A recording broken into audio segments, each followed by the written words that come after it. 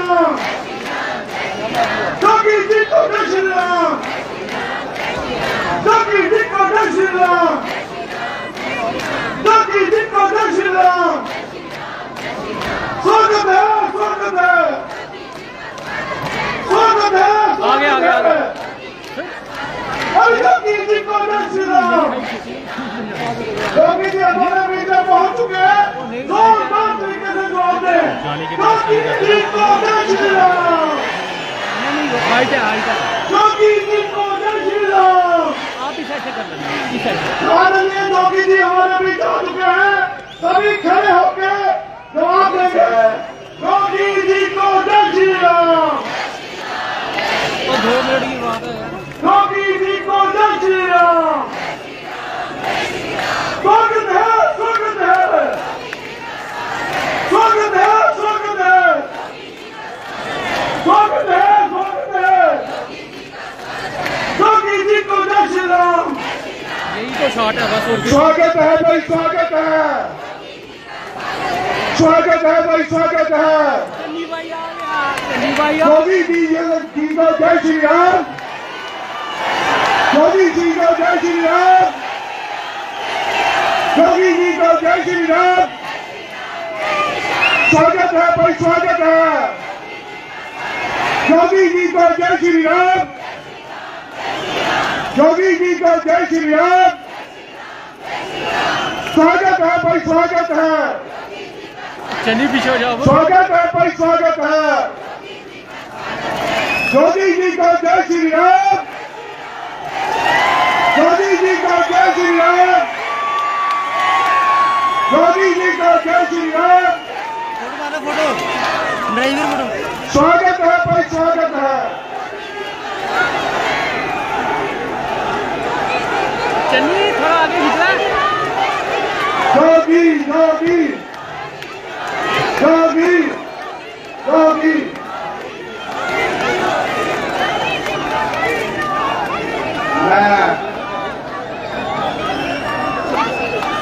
आगे की आज की कार्रवाई शुरू करो।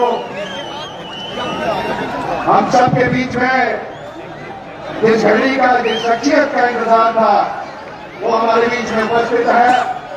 मैं तमाम जम्मू कश्मीर निवासियों की तरफ से और विशेष करके कठुआ निवासियों की तरफ से आदरणीय योगी आदित्य जी महाराज का इस कठुआ की पावन धरती पर स्वागत करता हूं और मैं आभार भी प्रकट करता हूं कि आपने अपने योग में जीवन से अमूल्य समय निकालकर आपने राजनीति में प्रवेश किया।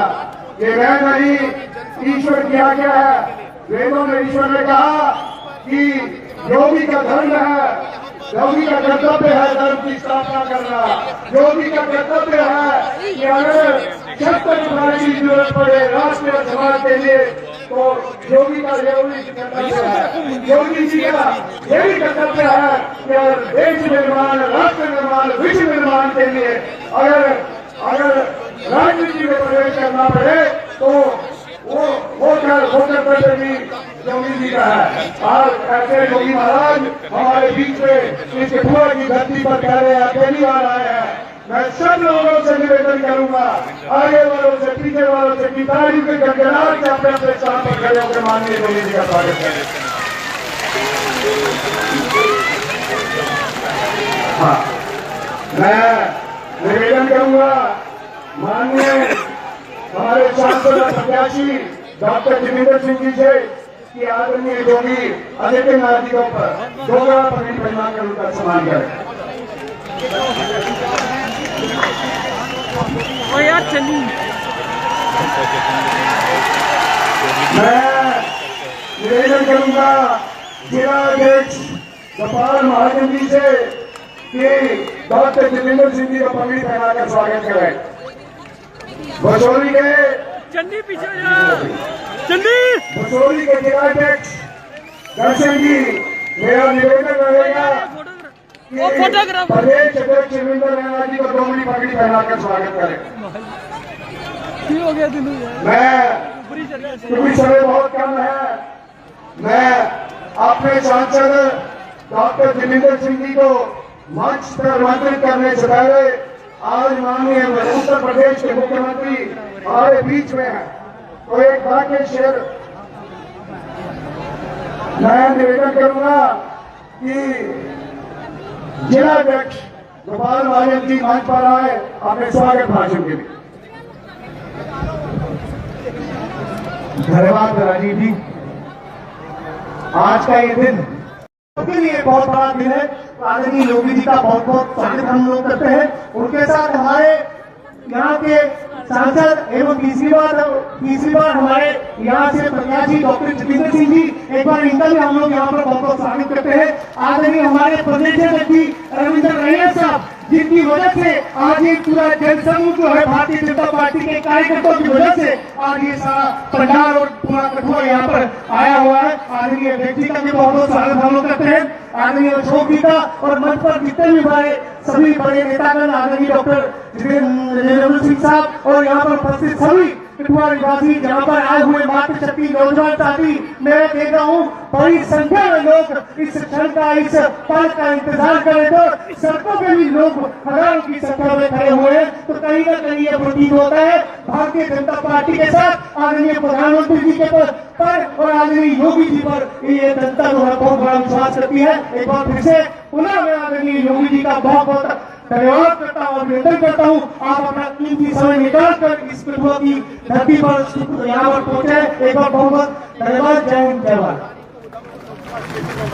माननीय हमारे प्रत्याशी डॉक्टर जितेंद्र जी को मैं मंच पर आमंत्रित करूं। माननीय चीफ मिनिस्टर साहब यहाँ बैठे हैं। मैं एक वाक्य बताना चाहता हूँ कि आप 14 में चुनाव में थे तो डॉक्टर साहब ने कहा, मेरे को लगता है कि कठुआ के लोगों का बहुत बड़ा समर्थन हमारे पक्ष में है। और उन्होंने तब एक वादा किया था कि अगर कठुआ ने मन बनाया है तो कोई ताकत नहीं कि हमें कहीं यहाँ से जिता कर ना भेजे। मगर इन्होंने कहा है अगर कठुआ ने मन बनाया है, मेरा वादा है कि कठुआ न्यूक्लियस रहेगा। इस पार्लियामेंट्री कॉन्स्टिट्यूंसी में माननीय मुख्यमंत्री साहब, डॉक्टर साहब ने हमें मेडिकल कॉलेज देने का काम किया, डॉक्टर साहब ने हमें इंजीनियरिंग कॉलेज देने का काम किया, डॉक्टर साहब ने हमें शॉप प्रखंडी देने का काम किया, डॉक्टर साहब ने हमें उच्च मल्टीपर्पज प्रोजेक्ट देने का काम किया। विशेष रोड का इंफ्रास्ट्रक्चर, हेल्थ का इंफ्रास्ट्रक्चर, एजुकेशन का इंफ्रास्ट्रक्चर सारे कार्य किए हैं।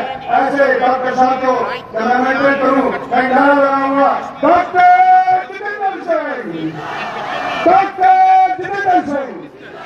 Adityanath has arrived here. He is going to campaign for BJP candidate Dr. Jitendra Singh. Udhampur goes to the polls in the first phase of Lok Sabha election. Kathua की इस पावन धरती पर The BJP शूरवीर शहीदों की बलिदान भूमि पर campaigners here in Jammu and Kashmir. Shyama Prasad Mukherjee, पंडित प्रेमदास रोगा, ठाकुर बलदेव सिंह की कर्म भूमि पर Lok Sabha seat. हिंदुस्तान के मकबूल तरीन नेता, देश के सबसे लोकप्रिय मुख्यमंत्री, भारतीय जनता पार्टी के शीर्ष नेतृत्व और हम सबके दिलों की धड़कन माननीय योगी आदित्यनाथ महाराज जी का मैं नमन करके, प्रणाम करके, सिर झुका करके स्वागत करता हूँ अपनी तरफ से, कठुआ वासियों की तरफ से बहुत बहुत अभिनंदन। District of Jammu and Kashmir. महाराज जी, इससे पहले कि मैं कुछ और कहूँ, मुझे आपके आगे व्यक्तिगत आभार मैं जानता हूँ आप बहुत व्यस्त हैं। उत्तर प्रदेश में भी पहले फेज का चुनाव है, आपका समय वहाँ भी मांगा जा रहा है, लेकिन इन सब कठुआ वासियों के आग्रह पर मेरे मात्र एक फोन कॉल करने पर आपने अपनी स्वीकृति दी। इसका आभार हम बड़े लंबे समय तक याद रखेंगे, हम रेडी रहेंगे। महाराज जी, कठुआ की ये नगरी एक ऐतिहासिक नगरी है।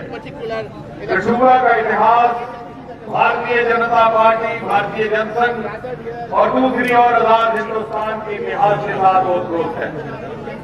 जिस स्थान पर हम इस समय बैठे हैं, जिस घमासान पर आप विराजमान हैं, इससे कुछ ही मील की दूरी पर लगभग 70 वर्ष पहले श्यामा प्रसाद मुखर्जी ने एक निशान, एक प्रधान, एक विधान का आह्वान करके अपनी गिरफ्तारी दी थी और फिर गिरफ्तारी में ही उनका स्वर्गवास भी हो गया। डॉक्टर मुखर्जी की इस कुर्बानी ने राष्ट्रवाद की जो ज्वाला प्रज्वलित की, वो आगे चल करके भारतीय जनसंघ के दिए की रोशनी बनी और उसी ने भारतीय जनता पार्टी के कमल को जन्म दिया। और इसीलिए 60-70 वर्ष कांग्रेस और उनकी सहयोगी दलों की सरकारें इस क्षेत्र की उपेक्षा करती रही। ये वंचित रहा।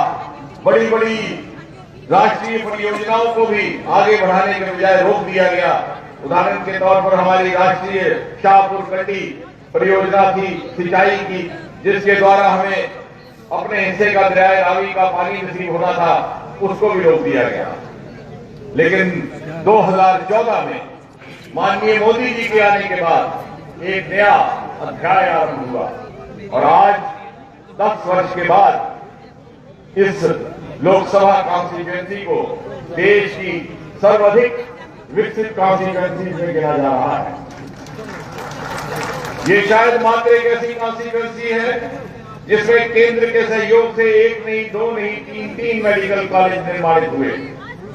दुनिया का सबसे ऊंचा रेल का पुल भी इसी कॉन्स्टिट्यूएंसी में। एशिया की सबसे लंबी रोड की सुरंग जिरेमी नाचनी भी इसी कॉन्स्टिट्यूएंसी में। उत्तर भारत का पहला नमामि गंगा की तर्ज पर नदी सुंदरीकरण का देविका प्रोजेक्ट भी इसी कॉन्स्टिट्यूएंसी में।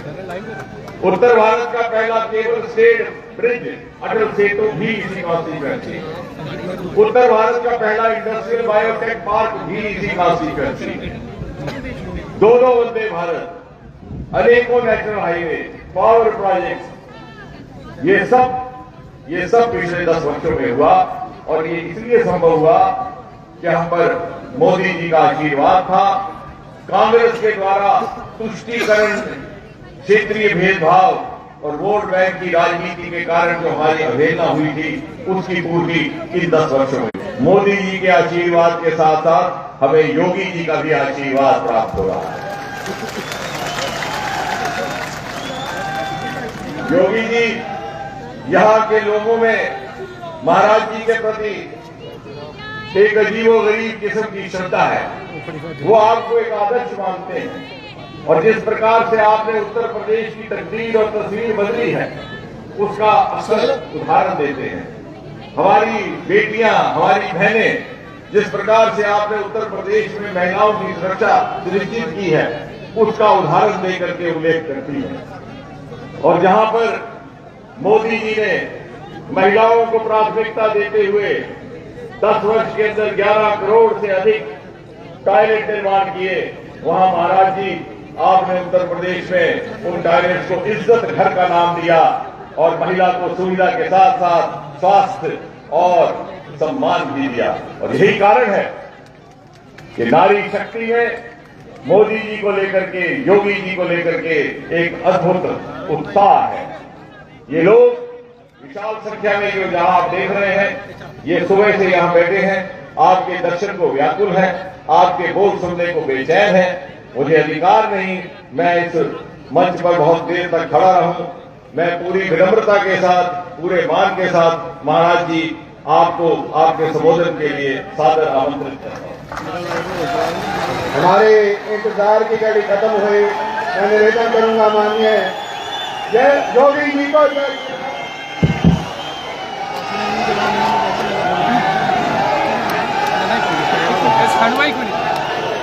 भारत माता की, भारत माता की, बोल साचे दरबार की, बोल साचे दरबार की, बर्फानी बाबा की, माता त्रिपुर सुंदरी की, माता त्रिपुर सुंदरी की, शुक्राला माता की, शुक्राला माता की। वंदे वंदे वंदे।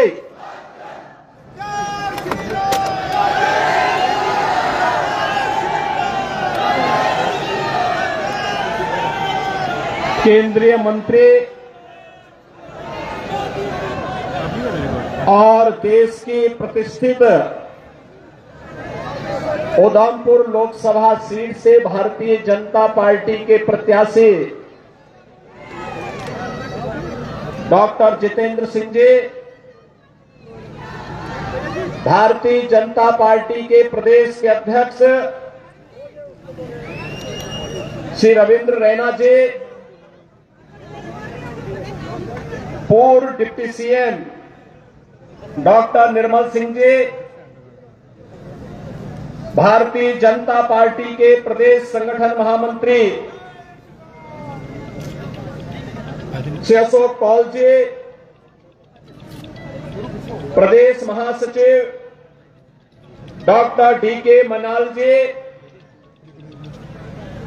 प्रदेश प्रवक्ता श्री राजीव जसरोटिया जी, सुनील सेठी जी, जिला प्रभारी मुनीश शर्मा जी, जिलाध्यक्ष गोपाल महाजन जी, भारतीय जनता पार्टी के सभी पदाधिकारीगण, कठुआ से आए हुए मेरे सभी उपस्थित बहनों और भाइयों, आज इस पावन धरा को, जो हमारे सभी आराध्य देवों के साथ ही ऋषि मुनियों की साधना की पवित्र भूमि है,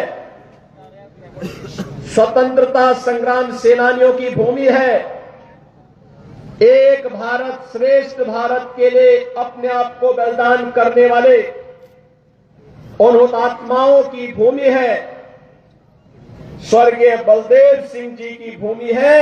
इस धरा को नमन करते हुए मैं आप सबका हृदय से अभिनंदन करता हूं। बहनों और भाइयों, कल से ही वासंतिक नवरात्रि प्रारंभ हुई है। जगत जननी मां भगवती की उपासना का पर्व हमारा यह सनातन समाज वर्ष में 2 बार आदिशक्ति मां भगवती की उपासना करता है। याद करिए, ये शक्ति सृजन का अवसर होता है और ये 9 दिन हम सब सनातन धर्मावलंबियों के लिए उसी शक्ति को अर्चित करने का एक अवसर है। मैं इस अवसर पर यहां की इन पवित्र स्थलों को माता त्रिपुर सुंदरी के पावन चरणों पर, यहां के शुक्राला माता के श्री चरणों में और माता वैष्णो के इस धाम को कोटि कोटि नमन करता हूं। महान स्वतंत्रता संग्राम सेनानी और महान योद्धा जनरल जोरावर सिंह को भी उनकी स्मृतियों को नमन करता हूं। बहनों और भाइयों, जब जम्मू कश्मीर की बात आती है तो भारत का सिरमौर, भारत का मुकुट हर व्यक्ति गर्व के साथ देखना चाहता है। जब जम्मू कश्मीर की बात आती है तो स्वतंत्र भारत के वे नारे एक बार फिर से गूंजते दिखाई देते हैं कि जहां हुए बलिदान मुखर्जी वह कश्मीर, यही इन्हीं वादियों में नारे गूंजे थे। डॉक्टर श्यामा प्रसाद मुखर्जी ने इस सपने को साकार करने के लिए अपने आप को बलिदान किया था और बहनों और भाइयों, 70 वर्षों तक कोई सरकार निर्णय नहीं ले पाई। डॉक्टर जितेंद्र सिंह जी को आपने चुनाव जिता करके भेजा। मैं जानता हूं 2014 में हम दोनों साथ साथ सांसद थे और तब भी जब भी जम्मू कश्मीर की बात आती थी, बेझिझक एक सांसद के रूप में, एक मंत्री के रूप में बोलते थे कि मैं पहले वहां का नागरिक हूं, धारा 370 समाप्त होनी ही चाहिए और वहां का विकास होना ही चाहिए। और आज मैं बधाई देता हूं आप सबको, प्रधानमंत्री मोदी जी के प्रति आभार व्यक्त करता हूं, गृह मंत्री अमित शाह जी के प्रति आभार व्यक्त करता हूं, जिन्होंने आतंकवाद की इस जड़ को सदैव के लिए समाप्त करके आज कश्मीर में यह साबित कर दिया है कि दिल्ली का लाल किला हो या श्रीनगर का लाल चौक, चारों ओर उत्साह है, उमंग है क्योंकि यह क्षेत्र आज विकास की मुख्य धारा के साथ जुड़ा हुआ है। बहनों और भाइयों, जो विकास है आज आप देख रहे होंगे, 4 लेन और 6 लेन की एक्सप्रेसवे, मेडिकल कॉलेजेस का संचालन, इंजीनियरिंग कॉलेज, यहां पर सिंचाई की सुविधा, हर घर नल की योजनाएं, ये सब हो ही रही है। लेकिन सबसे बड़ी बात ये, पूछिए इन लोगों से जो लोग इस देश के विभाजन के जिम्मेदार हैं, कांग्रेस से प्रश्न पूछा जाना चाहिए, आखिर हमारा हिंदुस्तान 1947 में आजाद हुआ, लेकिन कांग्रेस की सत्ता लिप्सा ने आजादी के एक दिन पहले देश का दुर्भाग्यपूर्ण विभाजन भी करवाया। और बहनों और भाइयों, स्वतंत्र भारत में हमने हमेशा अपना एक धर्म माना, और वह धर्म माना राष्ट्र धर्म। हम अपने राष्ट्र को सर्वोपरि मानते हैं। मेरी व्यक्तिगत कोई भी आस्था होगी, कोई उपासना विधि होगी, लेकिन अगर वह राष्ट्र के मार्ग में बाधक है, मैं उसको दरकिनार करके रखता हूं और पहले कहता हूं कि मेरा देश रहना चाहिए।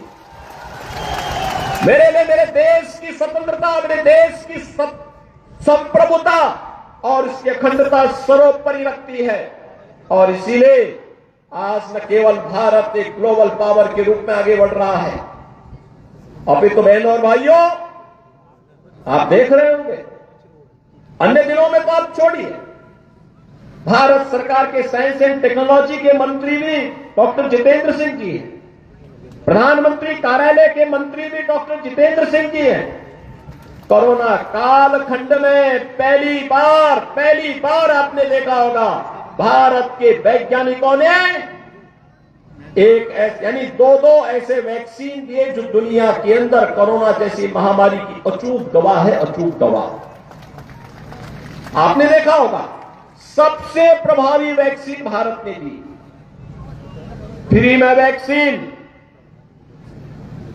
फ्री में उपचार, फ्री में टेस्ट, 140 करोड़ भारतवासियों को भारत की सरकार ने प्रधानमंत्री मोदी जी के नेतृत्व में प्रदान किया।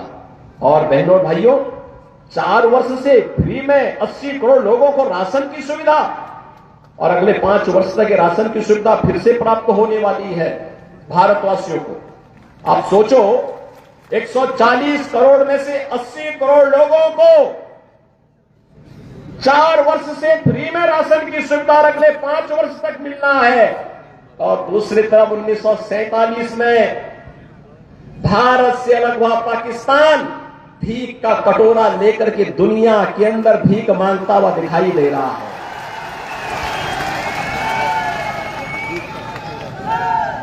आज आप देख रहे होंगे बदलते हुए भारत को, ये जो नया भारत है, बहनों और भाइयों, इस नए भारत को आज आप देख रहे होंगे, एक भारत श्रेष्ठ भारत।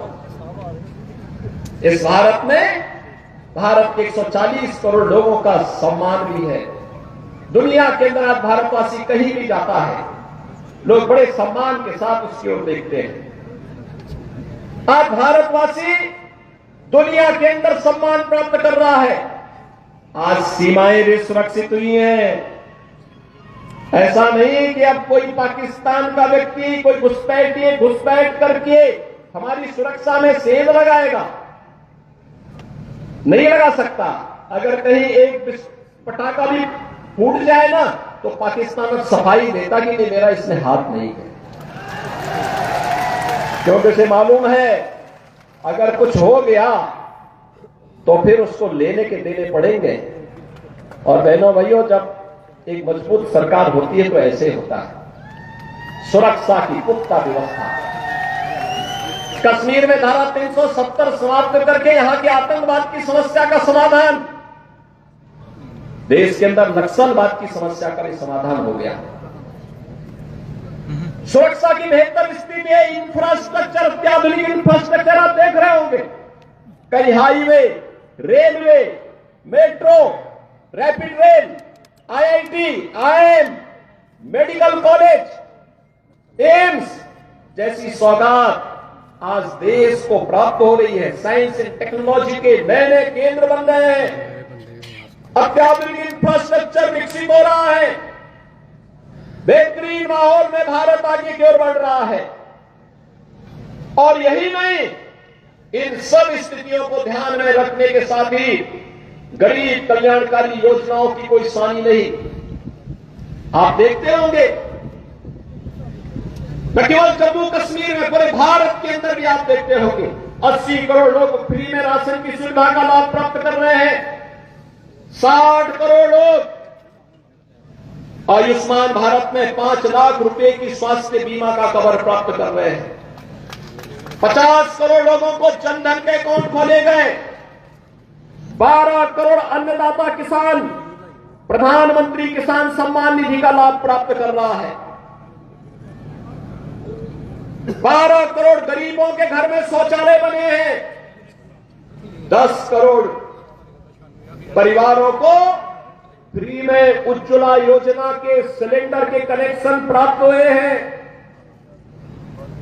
बहनों और भाइयों, 4 करोड़ गरीबों के लिए प्रधानमंत्री आवास योजना भी बने हैं और 2.5 करोड़ घरों तक पहली बार बिजली पहुंचाने का काम भी हुआ है।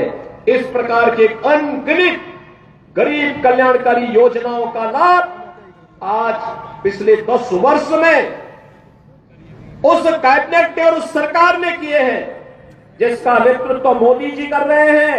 और आपके सांसद उस सरकार के अभिन्न हिस्से हैं। डॉक्टर जितेंद्र सिंह जी उस सरकार के हिस्से हैं। वह सरकार आज गरीब कल्याण का कार्य भी कर रही है।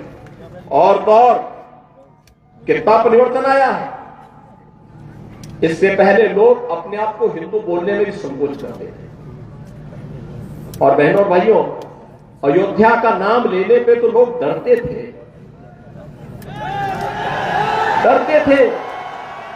मुझे याद है, जब मैं 2017 में उत्तर प्रदेश का मुख्यमंत्री बना तो मैं अयोध्या चला गया। लोगों ने कहा, क्या कर रहे हैं? मैंने कहा, क्यों? कहा कि अयोध्या जाने से आपको मालूम है तो कुछ लोग नाराज हो जाएंगे।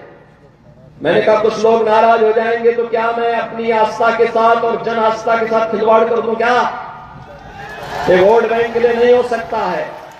हमने कहा, अयोध्या में भव्य दीपोत्सव के आयोजन की तैयारी करो। और बहनों और भाइयों, अच्छी सरकार बनती है तो 500 वर्षों का इंतजार भी समाप्त हो जाता है। आप अयोध्या में राम मंदिर का निर्माण हुआ है ना, क्या ये काम कांग्रेस के लोग कर पाते क्या? अयोध्या में राम मंदिर का निर्माण कांग्रेस कर पाती क्या?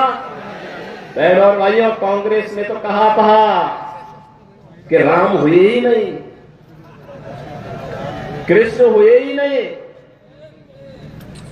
जो एक्सीडेंटल हिंदू थे वे राम और कृष्ण पर ही प्रश्न खड़ा कर दिए थे।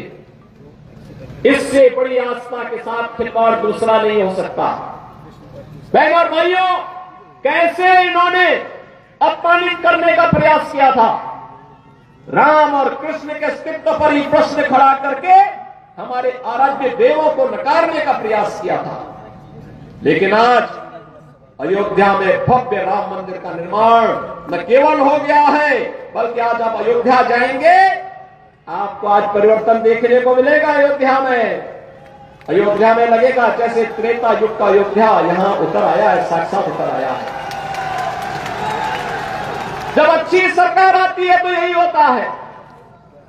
अच्छी सरकार आती है यही होता है। काशी में आप जाइए, काशी विश्वनाथ धाम बन गया है।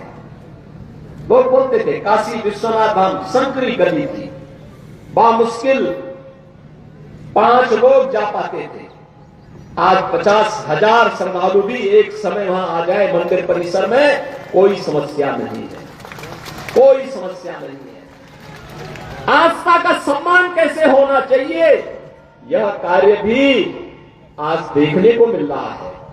नौजवानों के लिए रोजगार की व्यवस्था, जीविका की व्यवस्था कैसे होनी चाहिए, यह कार्य भी आज देश के अंदर बखूबी आगे बढ़ रहा है। और बहनों और भाइयों, यही नहीं, हमें सुरक्षा भी करनी है और देश को समृद्धि के नई ऊंचाइयों तक भी लेके चलना है। इस पर जो कार्य वर्तमान में हो रहा है, ये किसी से छुपा हुआ नहीं है, पूरा देश इस बात को जानता है। आपने देखा होगा, ये देश जब अपनी आजादी का अमृत महोत्सव मना रहा था, आजादी के 75 वर्ष पूरे हो रहे थे, देश उत्साह के साथ जुड़ा हुआ था और उस उत्साह को और दुगना कर दिया था जब जो ब्रिटेन लगभग 200 वर्षों तक जिस भारत पे शासन किया था, उस ब्रिटेन को पछाड़ करके प्रधानमंत्री मोदी जी के नेतृत्व में भारत दुनिया की 5वीं बड़ी अर्थव्यवस्था बना, 5वीं बड़ी अर्थव्यवस्था बना। और आज तो हम इसीलिए आए हैं, बहुत सारे लोग आएंगे आपके पास अपनी बात कहने के लिए, कोई जाति की बात करेगा, कोई क्षेत्र की बात करेगा, कोई भाषा की बात करेगा, कोई किसी अन्य बात की बात करेगा। हमें किसी बात में नहीं रुकना है, बहुत खोया है, अब पाने का समय आया है, अपने देश को मजबूत करने का समय आया है। कठुआ को विकास की मुख्य धारा के साथ जोड़ करके अपने वर्तमान और भावी पीढ़ी के लिए उज्जवल भविष्य देना है। और इसके लिए आवश्यक है जो कार्य यहां पे पिछले 10 वर्ष के अंदर, मैं सचमुच चौंका था जब मैं ऊपर से हेलीकॉप्टर से देख रहा था यहां का विकास किस तरीके से कोई सोचता था। यहां भी एक्सप्रेसवे से जुड़ेगा, यहां भी मेडिकल कॉलेज बनेंगे, यहां पे प्रौद्योगिकी संस्थान बनेंगे, यहां पे कुछ अच्छे सेंटर स्थापित होंगे। जम्मू कश्मीर को तो लोगों ने लावारिस छोड़ दिया था, भगवान भरोसे छोड़ दिया था। देश को इन्होंने किस प्रकार का व्यवहार देश के साथ किया था। बहनों और भाइयों, कांग्रेसियों के व्यवहार पर कोई आश्चर्य नहीं, क्योंकि इन्होंने पूरे देश को अपनी पपौती समझ करके उसको, जब देश के ऊपर संकट आता था, ये लोग देश छोड़ करके भाग जाते थे। किसी भी समय में आपने देखा होगा, क्या डोडा का नरसंहार किसने नहीं देखा था। लेकिन बहनों और भाइयों, अब हमारे पास वक्त आया है, पिछले 10 वर्ष में जो कार्य किया है उसके परिणाम को हमें और बेहतर तरीके से सामने लेकर के आना है। और इसके लिए तीसरी बार मोदी जी ने आपसे कार्यकाल मांगा है। मोदी जी तीसरी बार देश के अंदर भारत को तीसरी बड़ी अर्थव्यवस्था के रूप में स्थापित करने के लिए आपके पास आ रहे हैं। और इसके लिए मोदी जी के प्रतिनिधि के रूप में आपके लोकप्रिय सांसद और केंद्रीय मंत्री डॉक्टर जितेंद्र सिंह जी तीसरी बार आपका आशीर्वाद प्राप्त करने के लिए आपके पास आए। बहनों और भाइयों, अपनी सहजता, अपनी सरलता, अपने व्यवहार कुशल से न केवल उन्होंने देश के अंदर, बल्कि जो भी दायित्व उन्हें भारत सरकार ने सौंपा है, पार्टी ने सौंपा है, उसका बखूबी निर्वहन करने की जिम्मेदारी उन्होंने जिस तत्परता और जिस प्रतिबद्धता के साथ किया है वो अद्भुत है, अभिनंदनीय है। और इसके लिए मैं आपको बधाई देता हूं, क्योंकि प्रतिनिधि आपने चुना। उनके साथ संसद में हम लोग जब 2014 में साथ साथ सांसद थे, तब भी मैं देखता था बहुत ही सहजता सरलता के साथ किसी भी बड़ी से बड़ी समस्या का समाधान कैसे होना चाहिए, इसके लिए वह उस समस्या के समाधान पर विश्वास करते थे। बहनों और भाइयों, आज मैं आपसे ही कहने के लिए आया हूं, आज देश आज जिस नए युग में प्रवेश किया है, जिस नए भारत का हम दर्शन कर रहे हैं, यह सच है मोदी जी का नेतृत्व है। मोदी जी को इसका श्रेय जाता है। नए भारत के शिल्पी के रूप में मोदी जी का हर व्यक्ति सम्मान करता है। लेकिन बहनों और भाइयों, मोदी जी के साथ साथ आपको भी इसका श्रेय जाता है, क्योंकि मोदी जी को एक वोट देकर के आपने मोदी जी को देश की सत्ता सौंपी, देश की बागडोर सौंपी। मोदी जी को देश की बागडोर सौंपी है तो परिणाम आज आपके सामने है। अयोध्या में राम मंदिर भी बन रहा है, भारत दुनिया की बड़ी ताकत भी बन रहा है, सुरक्षा का बेहतर वातावरण भी बन रहा है, विकास के बड़े बड़े कार्य भी हो रहे हैं, गरीब कल्याणकारी योजना भी प्रभावी ढंग से आगे बढ़ रही है। अगर जनता जनार्दन वोट ही न देती, क्या हम उत्तर प्रदेश देश के सबसे बड़े राज्य को संभाल पाते? क्या जो जम्मू कश्मीर की स्थिति थी, यहां पर पाकिस्तान प्रस्त आतंकवादी किस तरीके से तबाही मचाए हुए थे, लेकिन उत्तर प्रदेश के अंदर तो सत्ता के संरक्षण में जिस प्रकार की अराजकता थी, हर दूसरे दिन दंगा होता था, कर्फ्यू लगता था, महीनों महीनों कर्फ्यू रहता था। बहनों और भाइयों, 7 वर्ष से मैं आज उत्तर प्रदेश के अंदर मुख्यमंत्री के रूप में काम कर रहा हूं, और बहनों और भाइयों 7 वर्ष में एक भी दंगा नहीं हुआ, वहां कोई दंगा नहीं है, कर्फ्यू नहीं है, बल्कि भगवान शिव की कावड़ यात्रा निकलती है धूम धड़ाके के साथ। लोग भूल गए कि कर्फ्यू भी कभी लगता था यहां पे। आप देखते होंगे उत्तर प्रदेश देश का पहला राज्य है जहां के धर्मस्थलों से जो माइक की चिल्लाहट होती सब उतर गया है। समाज हवा माइक की आवाज नहीं होती है, लोग शांतिपूर्ण तरीके से विकास में विश्वास कर रहे हैं। विकास और आस्था को सम्मान किस रूप में होना है, अयोध्या उसका एक उदाहरण आपके सामने है, मथुरा वृंदावन उसका उदाहरण है। और बहनों और भाइयों, मैं तो आज अपने कठुआ के बहनों और भाइयों से ही कहूंगा, आपके यहां प्रथम चरण में चुनाव है। चुनाव के बाद पदाधिकारी अन्य क्षेत्रों में प्रचार के लिए जाएंगे, देश के अन्य क्षेत्रों में भी जाएंगे, लेकिन आप लोगों को फिर अयोध्या के दर्शन के कार्यक्रम जरूर बनाने चाहिए। बनाइए, हमें पहले से बता देना। आज अयोध्या में कोई समस्या नहीं है, कोई समस्या नहीं। जो पहले आज से 7 वर्ष पहले 10 वर्ष पहले अयोध्या गया होगा, वो थोड़ा संकोच कर रहा होगा। अब अयोध्या बदल गई है। जैसे कठुआ में 6 लेन के एक्सप्रेस वे आ रही है ना, ऐसे अयोध्या के अंदर भी हम लोगों ने ऐसे एक्सप्रेस वे बना दी है।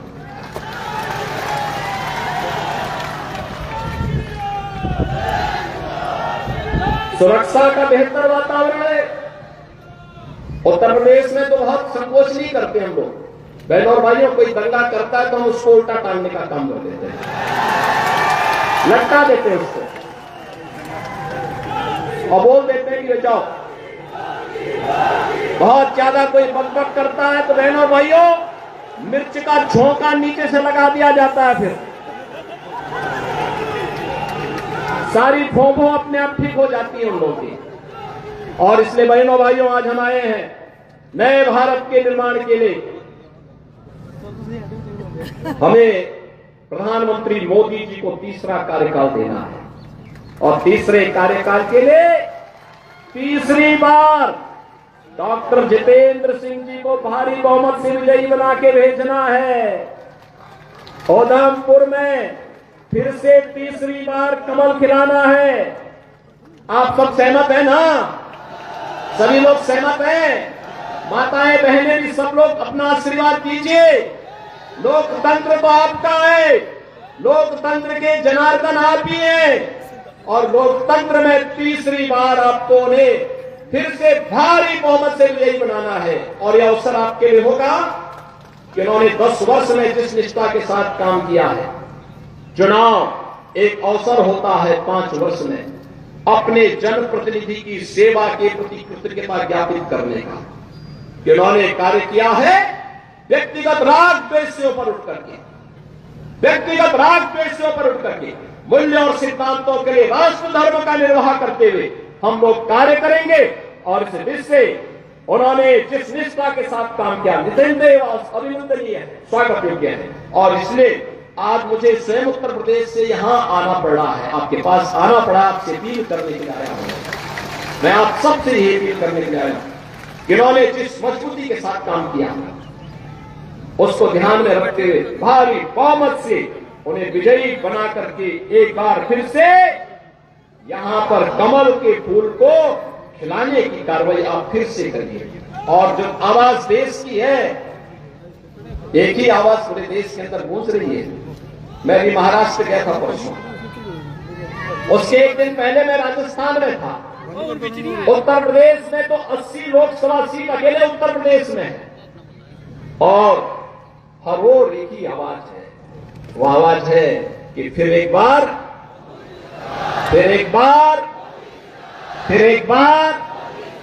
मोदी सरकार का, और अब की बार 400 पार। 400 पार के लिए सहमत है ना? देखो, डॉक्टर जितेंद्र सिंह जी चुनाव जीतेंगे, किसी को संदेह नहीं, लेकिन चुनाव में बढ़त इतनी होनी चाहिए कि उनको भी यहां के शेष परियोजनाओं के लिए उतनी ही ताकत मिल सके। जनप्रतिनिधि ये कहता है ना, बाद में सांसद ये कहता है कि भाई देखो, जनता ने एक बड़ी जिम्मेदारी दी है, अब इस कार्य को मुझे यहां कराना ही कराना है, और उस कार्य के लिए बढ़त इतनी आप दीजिए। आप सब करेंगे? सहमत हैं? सभी लोग सहमत हैं? सभी लोग सहमत हैं? तो मेरे साथ फिर बोलेंगे, भारत माता की, भारत माता की, भारत माता की, वंदे वंदे वंदे। अभिनंदन जी, सबका धन्यवाद करें। अभिनंदन जी,